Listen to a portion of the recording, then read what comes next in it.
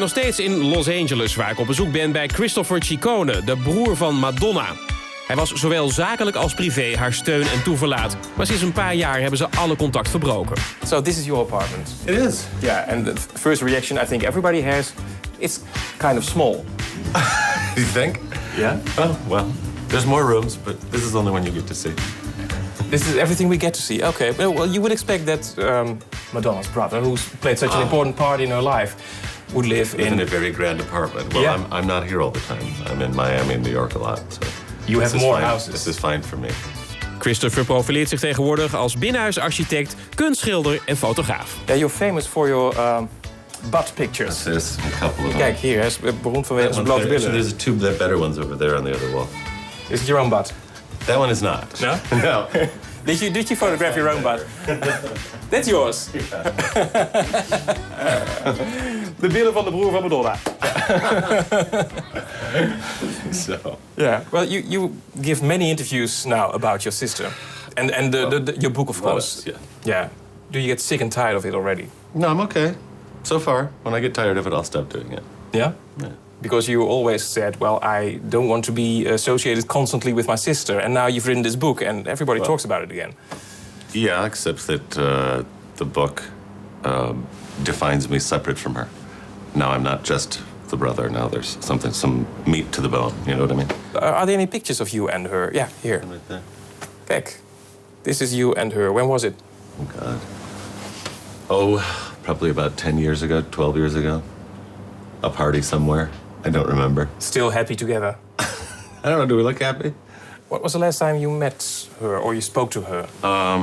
After her Miami show of Confessions on that tour. And then she contributed one song to you. Yes, that's the last time we saw each other. It was a very nice thing of her to do. It was very nice of her. And then you wrote this book. And then I wrote the book about us. Yeah. It's not a bad book. No, I liked it, actually, because it's one of the most, how you say it, unveiling books about the real life of Madonna, and everybody's interested in it. But why did you write it? I wrote it because we have a great story, and we've been on a great adventure, and it's a story worth telling to people. Als kind al wist Madonna dat ze beroemd wilde worden. Als tiener stortte ze zich in de New Yorkse dans- en clubscene. En broertje Chris volgde haar. Hij werd door zijn grote zus geïntroduceerd in een voor hem nog onbekende wereld. Toen ze doorbrak als zangeres, vroeg ze hem als een van haar achtergronddansers. What was it like in those early days? It was great. I mean, you know, we weren't making a lot of money. We were still making $200 a night or something. I mean, and living on crackers and tuna fish, and you know, but having a good time. You know, and we traveled to Europe and danced in clubs there, And then it all became more serious, of course. And it did when you know the managers started to come in and the lawyers, and you know, and they were thinking about their future, and obviously the more money she made, the more money they made, and the record companies and everybody. You know, that's when she didn't need us anymore. Really, there was no requirement for the club dancers. You know what I mean? So my role evolved into sort of assisting her. I managed to make myself useful, you know, beyond being a dancer for her.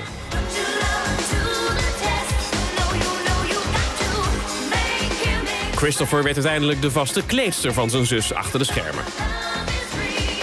You write in your book that you felt embarrassed doing that job. I did. I was embarrassed. I was embarrassed to tell my friends that's what I was doing, because at the time I considered myself an artist. But at that time But telling people that you were wiping her sweat off and tying her shoes and zipping up her bustier isn't really, you know, the kind of thing that, I don't know, a grown man does. And she wasn't really nice to you in that period.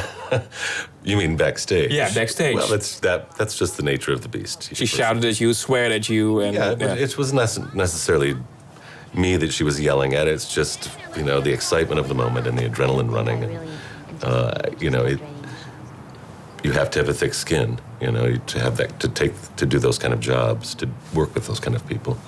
You know, you can't be thin-skinned about it and take everything personal. It just doesn't work. Uiteindelijk maakt Christopher promotie en wordt hij de regisseur van The Girly Show. En is hij de grote baas van deze wereldwijde tournee.